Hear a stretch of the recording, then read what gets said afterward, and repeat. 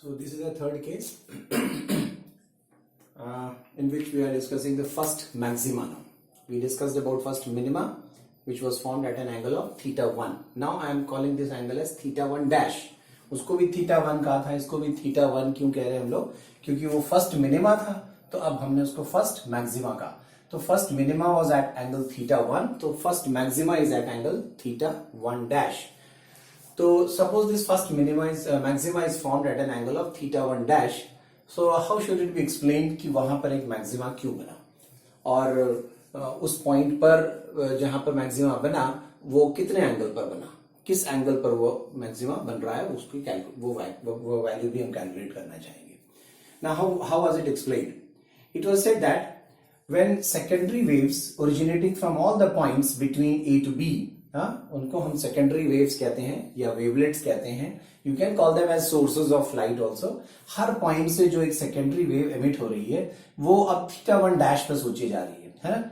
0 degree पर जाती थी तो सेंट्रल मैक्सिमा, थीटा 1 डैश पे जो जाते थे सब मिलकर पॉइंट P1 पर हमने एक्सप्लेन किया था कि वो मिनिमा क्यों बना था. अब थोड़ा सा और बड़ा एंगल हमने कर दिया, थीटा 1 से भी थोड़ा सा आगे गए, एक एंगल आया जिस एंगल पर ये सारी सेकेंडरी वेव्स जाकर पॉइंट P1 डैश पर एक ब्राइट फ्रिंज बना रही है. ब्राइट मतलब पॉइंट P1 पर जो लाइट की इंटेंसिटी है वो P1 डैश पर P1 के कंपैरिजन में ज्यादा है. तो क्यों है इंटेंसिटी ज्यादा वहां पर? How was it explained?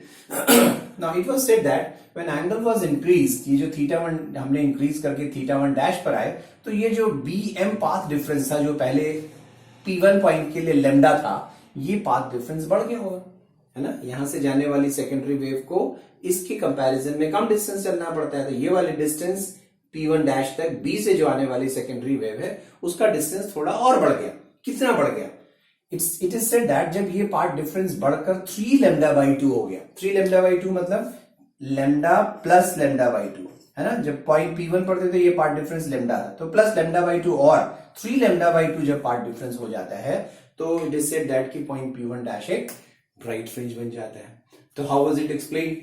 उसको एक्सप्लेन करने के लिए हमने क्या किया, let us divide now the slit into 3 equal parts. इसके देखिए 3 हिस्से किए हमने, 3 बराबर हिस्से. ए डैश एक हिस्सा, ए डैश बी डैश दूसरा हिस्सा, और तीसरा बी डैश बी. इस तरह से हमने उसके 3 हिस्से कर दिए. अब सेकेंडरी वेव जो ए से ओरिजिनेट हो रहा था, सेकेंडरी वेव जो बी से ओरिजिनेट हो रहा है, इन दोनों का पाथ डिफरेंस P1 डैश पर 3 लैम्डा बाई 2 है. अगर 3 लैम्डा बाई 2 का मतलब lambda by 2 plus lambda by 2 plus lambda by 2, 3 lambda by 2.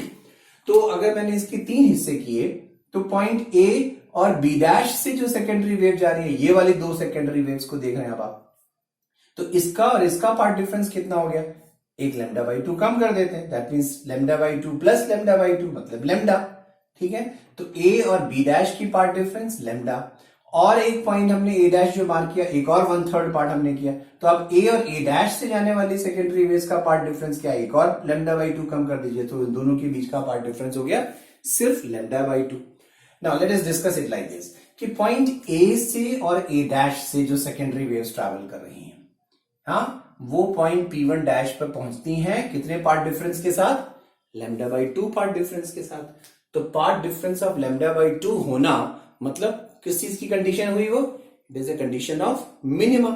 मतलब पॉइंट ए और पॉइंट ए डैश की सेकेंडरी वेव्स आपस में एक दूसरे के साथ ओवरलैप होकर पॉइंट P1 पर कोई लाइट क्रिएट नहीं कर रहे, वहां इल्यूमिनेशन क्रिएट नहीं कर रहे, क्योंकि वो दोनों डिस्ट्रक्टिवली सुपर इम्पोज कर गए. एक का क्रेस्ट दूसरे, ए का क्रेस्ट ए डैश के ट्रफ से मिलता है, ए का ट्रफ ए डैश के क्रेस्ट से मिलता है, तो वो दोनों ओवरलैप होकर पॉइंट P1 डैश पर कोई लाइट नहीं क्रिएट करते.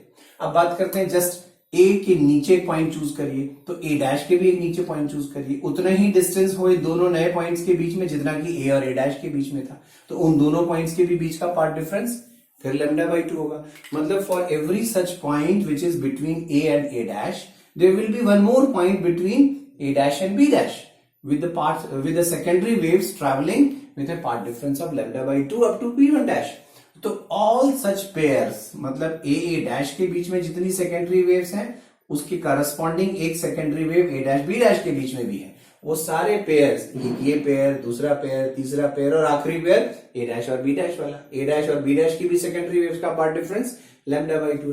All such pairs which are originating one from a dash, another from a dash b dash, they all superimpose at p1 dash in a destructive manner with a part difference of lambda by 2, so they do not produce any light. But हम तो point p1 dash को बात कर रहे हैं कि वहां पर ब्राइटर फ्रिंज बना. कैसे बना देखिए उसको. अब now let us take up another pair. अब सेकेंडरी वेव फ्रॉम ए को देखिए और एक secondary wave from B dash को देखिए. इन दोनों पेयर का पार्ट डिफरेंस कैसा है. इन दोनों के बीच का पार्ट डिफरेंस है lambda, and lambda is a condition of path difference of lambda is a condition of maxima. इसका मतलब path A secondary wave A and from A and B dash they are going to superpose constructively at p1 dash. तो ये दोनों मिलकर तो एक bright वहां पर एक इल्यूमिनेशन प्रोड्यूस करेंगे. But if you remember p1 पर ऐसा सिर्फ एक ही पेयर था, सिर्फ एक, last first one and last one है ना, उनका इल्यूमिनेशन था. p1 पर इसलिए हमने कहा था वो कंप्लीटली डार्क नहीं था, लेकिन सिर्फ एक ही पेयर था जो कंस्ट्रक्टिव था, इसलिए वहां पर illumination was very very less. But यहां देखिए क्या होने वाला है. जैसे पेयर ए और बी डैश थे, just below A and just below B dash एक और पेयर होगा. Another point between A and A dash, तो one more point will be there between B dash and B. मतलब A और ए dash के बीच में जितनी भी सेकेंडरी वेव्स ए डैश बी डैश के बीच वाले सेकेंडरी वेव्स के साथ तो डिस्ट्रक्टिवली सुपर इम्पोज करते हैं, लेकिन ए डैश के बीच की सेकेंडरी वेव्स किसी एक सेकेंडरी वेव के साथ जो बी डैश बी के बीच में है उनके साथ कंस्ट्रक्टिवली सुपर इम्पोज भी करते हैं. That means 1/3 part of the slit is superposing constructively with another 1/3 part. तो इतना पार्ट कंस्ट्रक्टिव कर रहा है और 1/3 पार्ट इज सुपरपोजिंग डिस्ट्रक्टिवली, तो इसकी इंटेंसिटी p1 डैश पर जो इंटेंसिटी हुई डेफिनेटली फिर p1 से ज्यादा हो जाएगी, क्योंकि वहां तो सिर्फ एक पेयर ही था, यहां तो पूरा 1/3 पार्ट स्लिट का 1/3 पार्ट के साथ कंस्ट्रक्टिवली सुपर इम्पोज कर रहा है. तो p1 dash is therefore brighter than p1 but not as bright as o, क्योंकि o पर तो कोई डिस्ट्रक्टिव इंटरफेरेंस हो ही नहीं, सुपरपोजिशन हो ही नहीं रहा था, ऑल वर कंस्ट्रक्टिवली. तो ये वाला जो ब्राइट है वो ब्राइट तो है compared to p1, but it is not as bright as o. इसकी ब्राइटनेस यू कैन से इसके कंपैरिजन में लगभग 1/3 नजर आ रही है हमें इस समय, है ना. तो एग्जैक्टली 1/3 नहीं है, बट अभी हमें ऐसा लग रहा है कि इसकी 1/3 क्योंकि सुपर इम्पोज कर रही है कंस्ट्रक्टिवली, तो इसकी ब्राइटनेस इसके कंपैरिजन में काफी कम है. ठीक है. तो पॉइंट p1 डैश पर ब्राइट फ्रिंज क्यों बना, एक्सप्लेनेशन समझ में आया. Once again we have to divide the slit into 3 equal parts, a dash, a dash b dash. Okay, this is b dash and b dash b. Secondary wave from the extreme two ends a and b. If it is lambda 3 lambda by 2, p1 dash will be a bright point. For that we have said if it is divided into 3 equal parts, secondary wave from part a dash, for every secondary wave from part a dash will find one more secondary wave between a dash b dash with a part difference of lambda by 2. All such pairs superpose destructively. Whereas secondary waves from points between a dash find one more point between a b dash b with a part difference of lambda. जैसे a और b dash lambda है, तो b a dash और b a dash और b ये भी lambda है. मतलब इन दोनों के बीच में जितने भी सेकेंडरी वेव्स हैं, इन दोनों के बीच में जितने भी सेकेंडरी वेव्स हैं, इनका कोई एक एक पेयर ऐसा बनेगा जिनका पार्ट डिफरेंस लैम्डा होगा, और वो सारी कंडीशंस ऑफ मैक्सिमा है. तो पॉइंट p1 डैश पर एक ब्राइट फ्रिंज हमें मिल रहा है. So that was the explanation given for giving reason कि why p1 dash is a bright fringe, and this is known as the first bright fringe और फर्स्ट मैक्सिमा. तो इसको मैथमेटिकली देखिए एक्सप्रेस कैसे करें. So for that I have drawn a perpendicular again. AM is a perpendicular drawn perpendicular to these rays. तो अगर ये इसके perpendicular है means this angle is 90. तो in this triangle अगर ये wave front इस तरफ जाने वाला है तो ये वाला wave front इधर जाने वाला था. ठीक है ना. अब अगर ये रे और ये रे θ1 डैश पर है तो ये wave front और ये wave front भी θ1 डैश पर है. That means angle BAM, ये वाला एंगल, ये जो बीच में एंगल दिख रहा है, this angle must be same as θ1 dash. This is what we have written. कि for first maxima condition is this path difference BM should be 3 lambda by 2. और फिर इसकी इस ट्रायंगल में देखिए, ट्रायंगल BAM अगर आप देख रहे हैं तो angle BAM is same as θ1 dash, right? तो what is sin θ1 dash? It is BM upon AB as usual. पहले वाले में भी यही था. ठीक है. Sin θ1 dash is therefore BM is 3 lambda by 2 divided by AB. What is AB? Is the width of the slit, which is D. So 3 lambda by 2D है ना. Since these angles are very small, the approximation हम ऐसा कर लेंगे कि theta 1 dash is approximately 3 lambda by 2D. So this is the angular position of first minima. First maxima. First minima मिला था हमें sin theta 1. ठीक है. First minima कितने पर मिला था? It was lambda by D या theta 1 approximated equal to lambda by D. ये था. ठीक है ना. ये फर्स्ट मिनिमा की कंडीशन थी, ये फर्स्ट मैक्सिमा की कंडीशन थी. And so on. अगर मैं एंगल को थोड़ा सा और बढ़ाऊं, एक और पॉइंट आएगा. Now that point will call as P2. ये एंगल इतना बड़ा है कि ये पार्ट डिफरेंस और बढ़ा, उसमें एक लैम्डा बाई 2 और बढ़ गया. तो 3 लैम्डा बाई 2 मतलब प्लस लैम्डा बाई 2 और हो गया. तो कितना हो गया? Lambda by 2 plus lambda by 2. Lambda plus lambda means 2 lambda. जब ये पार्ट डिफरेंस 2 लैम्डा हो जाता है तो फिर हमें एक पॉइंट मिलता है जहां पे फिर एक डार्क मिलता है. ठीक है. और वहां कैसे एक्सप्लेन करेंगे? उधर हम स्लिट के 4 हिस्से करेंगे. ठीक है. Upper 2 halves destructively, lower 2 halves destructively. तो उस पॉइंट पर एक मिनिमा बन जाएगा. फिर और एंगल बढ़ाएंगे तो ये पार्ट डिफरेंस बढ़कर एक और लैम्डा बाई 2 बढ़ जाएगा, मतलब 5 लैम्डा बाई 2. तो फिर से एक मैक्सिमा बनता है, second maxima. That will be second minima and then second maxima. Like that. जैसे जैसे plus lambda by 2 plus lambda by 2 path differences बढ़ते जाएंगे, हमें अल्टरनेट मिनिमास एंड मैक्सिमास मिलेंगे. तो let me just give a general result. अगर मैं इसको फर्स्ट एंड सेकंड मिनिमा के first minima and first maximas को लेकर ही मैं इसको जनरलाइज कर दूं, तो देखिए हमारे जनरल रिजल्ट्स क्या आते हैं. See, this is how I have generalized. See, first minima हमें मिला था जब पाथ डिफरेंस कितना था BM lambda.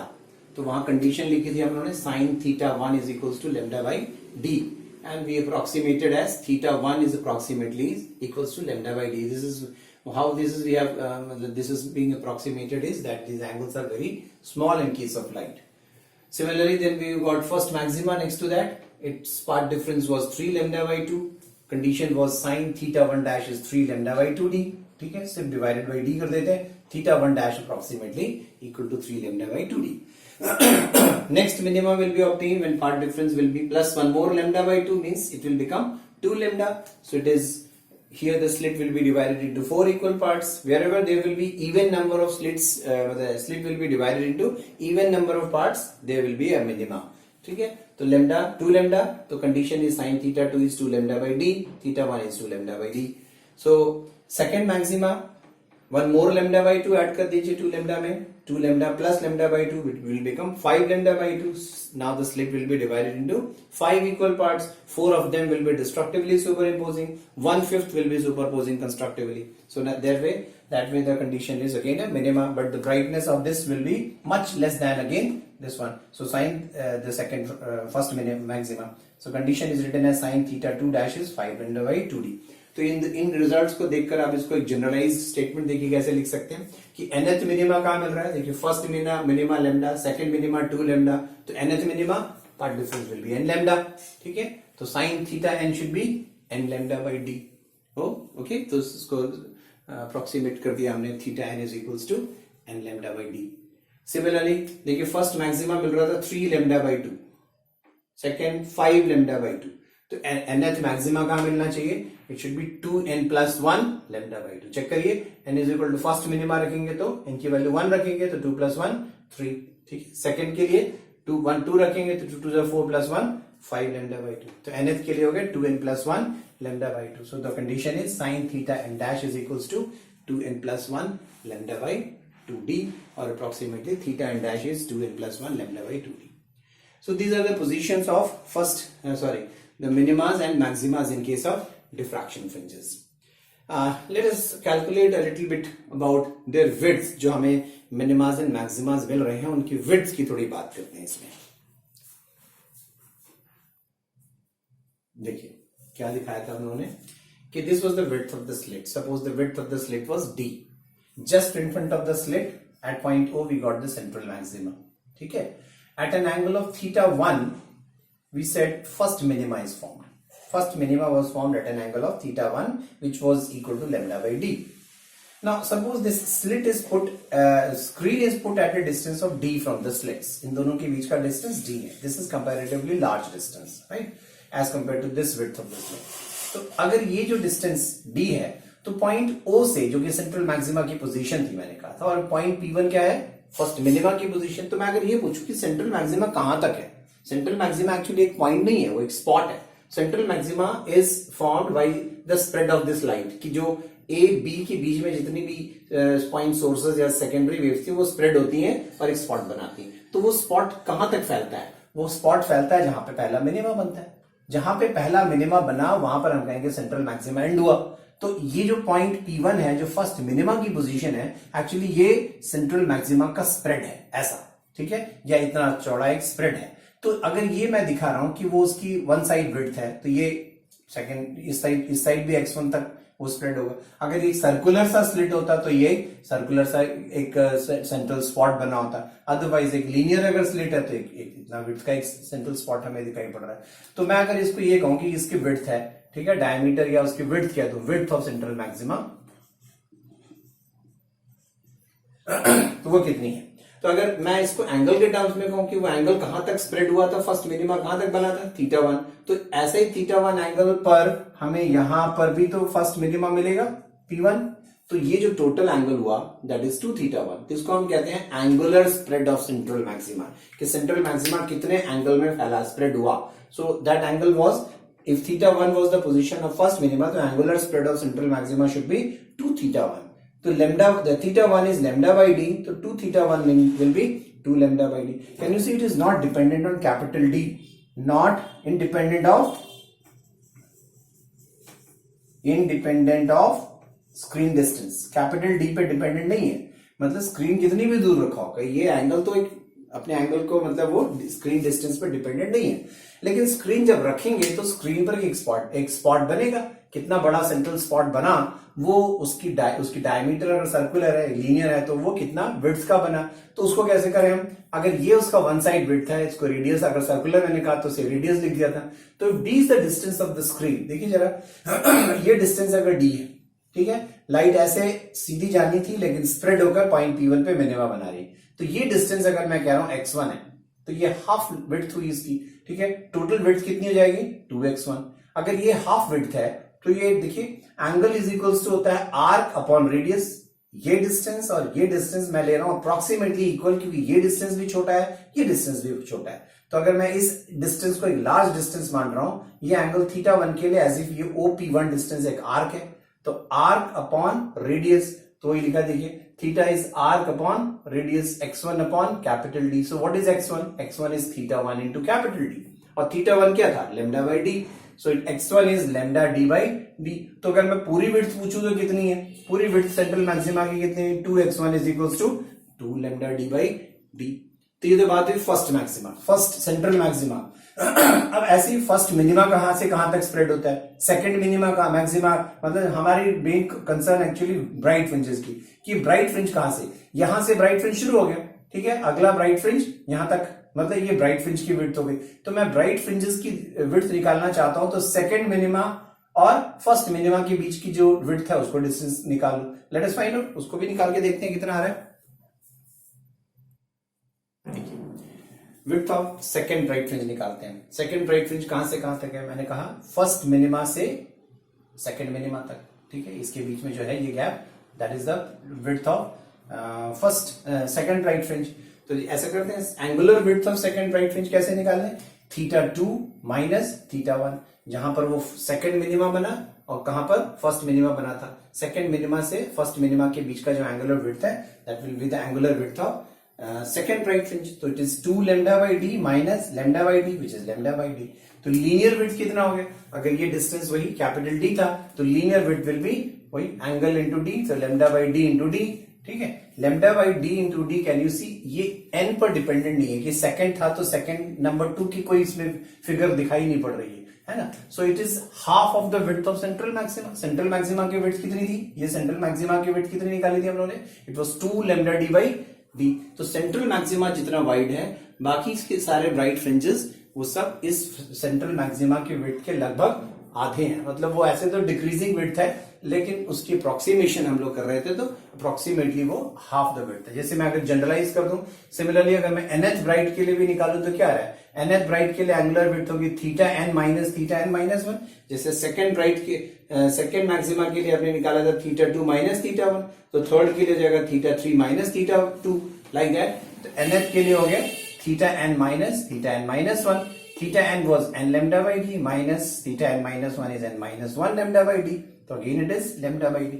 So means all bright fringes have a width which is approximately half the width of central maxima. ठीक है, so ये calculation sometimes आ सकती हैं आपसे। एक और इंपॉर्टेंट डिस्टेंस हम लोग देखिए कैलकुलेट करते हैं इसमें,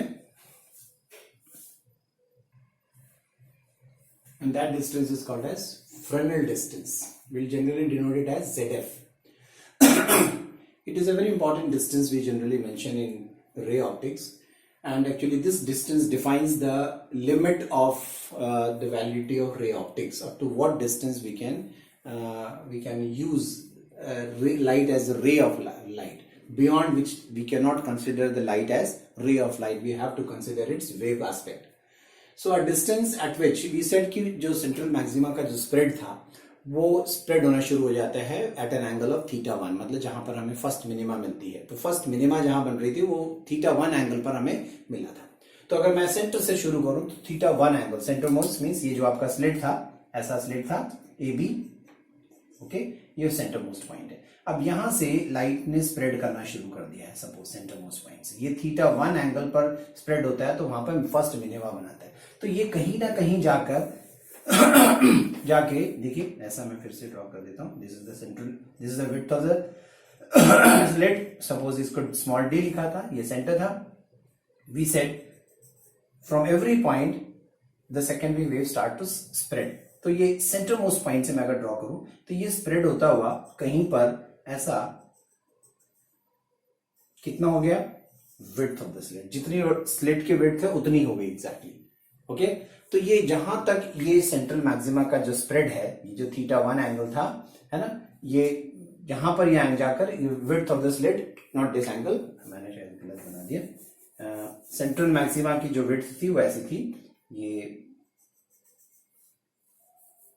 यहां ये था x1, ठीक है। ये कहता है कि जहां ये x1 equal to width of the slit हो जाता है x1, ठीक है, half of the width of the slit, sorry central maxima जहां विड्थ ऑफ द स्लिट के इक्वल हो जाता है, इसके बियॉन्ड अब हम उसके स्प्रेड को निगलेक्ट नहीं कर सकते। With in this distance ray optics is applicable. इस डिस्टेंस के अंदर हम स्प्रेड ऑफ द लाइट को नेग्लिजिबल मान रहे हैं कि ऑलमोस्ट लाइट एक स्ट्रेट लाइन में ट्रैवल हो रही है, बट बियॉन्ड दैट स्प्रेड बढ़ता चला जाएगा जैसे जैसे हम दूर जाएंगे।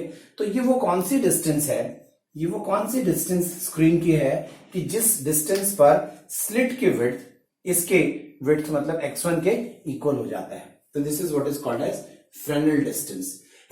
देखिए वही बात की है कि क्या है, distance at which the width of the central maxima, इसको हम विड्थ कह रहे हैं, half of the width of the central maxima becomes equal to the width of the slit, जहां पर वो स्लिट के इक्वल हो जाए। दैट मीन्स फ्रेनेल डिस्टेंस उसको हम कह रहे हैं कि when radius of the central maxima का जो रेडियस था, ये वाला विड्थ किसके इक्वल है, जो कि डी किसके इक्वल हो जाए, डी के इक्वल हो जाए, तो उस डिस्टेंस ऑफ द स्क्रीन को हम कहते हैं ZF। क्लियर हो रही बात है?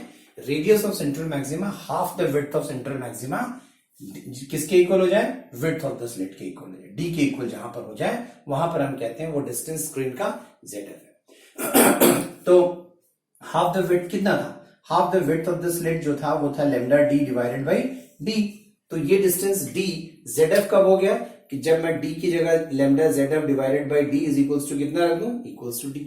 तो what is ZF? ZF is d into d means d square by lambda. This distance is named as Fresnel distance. तो ये किस तरह से इंपॉर्टेंट है, ये कैसे रे ऑप्टिक्स की वैलिडिटी कह रहा है, it is the distance beyond which, है ना, distance which is considered as the limit of applying ray optics. Beyond this distance the spread of light becomes significant, कि इसके आगे अगर आप जाते हैं, इस डिस्टेंस के बियॉन्ड जाते हैं, तो वो स्प्रेड और बढ़ता चला जाएगा। तो वो स्प्रेड अब ज्यादा बढ़ता चला जाता है तो हम उस स्प्रेड को आप निग्लेक्ट नहीं कर सकते, वो एक सिग्निफिकेंट स्प्रेड हो जाता है. Within this distance we can consider the spread of the light from any slit is negligible. So within this distance we can consider the rectilinear propagation of light. So that is the limit. अब जितना ही छोटा होगा wavelength, can you see lambda जितना ही छोटा होगा, wavelength जितनी कम होगी, ये ZF उतना ज्यादा होगा.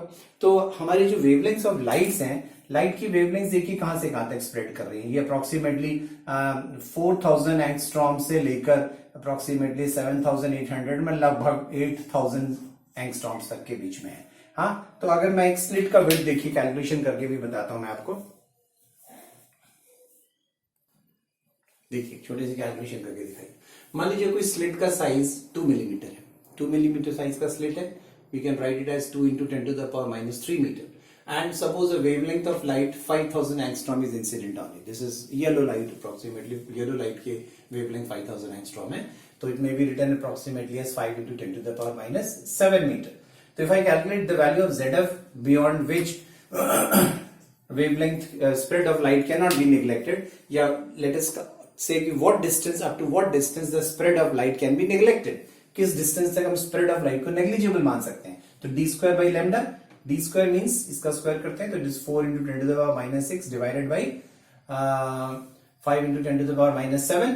So it is approximately, I suppose, 40 divided by 5, isn't it? 8 meters. See, up to distance of 8 meters you can consider the spread of light is negligible. Beyond that you have to consider the spread of light is not negligible. मतलब wave aspect आपको 8 metre के beyond consider करना पड़ेगा. Up to 8 metre distance, जैसे हम अपने labs में optics के एक्सपेरिमेंट्स वगैरह कर रहे हैं, आपके लेंसेज के साइजेस तो कंपैरेटिवली काफी बड़े हैं, तो within a distance of 1 or 2 or 3 metres हम उसमें वेव ऑप्टिक्स का कंसिडरेशन नहीं करते, कि हम ये नहीं मानते कि लाइट स्प्रेड हो रहा है उसमें, क्योंकि वो इतनी डिस्टेंस नहीं है कि हम उसकी स्प्रेड को कंसिडर करें. तो with in that distance the spread can be neglected. So that is what is this ZF distance is the, you can say, is the limit of applying ray optics. Beyond this distance you have to consider its wave aspect. Is up to this distance you can consider the light is having no spread, or that is light travels in a straight line. So this was about Fresnel distance and how this ray optics is valid up to what distance. तो उसको समझिए थोड़ा सा. So finally let me tell you about the intensity distribution curve of diffraction pattern that you have studied. तो देखिए मैंने यहाँ पर y एक्सिस पे इंटेंसिटी अगर शो की, तो x एक्सिस पे जो मैंने डिस्ट्रीब्यूशन शो किया है वो with respect to angle theta नहीं, with respect to angle sine theta. मैंने हम लोगों ने जनरली साइन थीटा के टर्म्स में सारे रिजल्ट्स डिराइव किए थे, उसको अप्रोक्सीमेटली हम in terms of angle theta लिखते थे. तो क्या मिला था? Central maxima was obtained, this is position of central maxima at an angle of 0 degrees, है ना. तो साइन थीटा जहां 0 है वहां पर आपको सेंट्रल मैक्सिमा मिला था. लेकिन ये देखिए spread of central maxima. Central maxima spread हुआ था जहां पे ये फर्स्ट मिनिमा बना. First minima was found at sin theta is equals to lambda by d. तो ऐसे ही line lambda by d. So this is called as the width of central maxima, total width. ठीक है, इसको हम half the width of the central maxima कह देंगे. So it is lambda by d, और उसको हम कैपिटल D से मल्टीप्लाई कर देते हैं, that is linear width. Then आपको फर्स्ट मैक्सिमा मिला था at 3 lambda by 2d, sin theta is equals to 3 lambda by d on both the sides. Then next minima, that is second minimum, this is first maxima. तो second minima कहां मिला था हमें? It was sin theta is equals to lambda 2 lambda by d and so on. Second maxima was at 5 lambda by d. So you can see जो ये width है, ये वाली width इस width का आधा है, मतलब this width is approximately equal to this width. ठीक है, तो ये पूरी width इसकी आधी है. तो सेंट्रल मैक्सिमा की जो विड्थ है वो अदर मैक्सिमास के विड्थ का डबल है लगभग. ओके, और ये हाइट देख रहे हैं लगातार घटती चली जा रही है. The intensity of consecutive bright fringes in diffraction pattern goes on decreasing. तो ये सब कुछ डिफरेंसेस हैं. You should be now able to summarise differences between interference and diffraction. So that was the last part of diffraction. So that is all for today.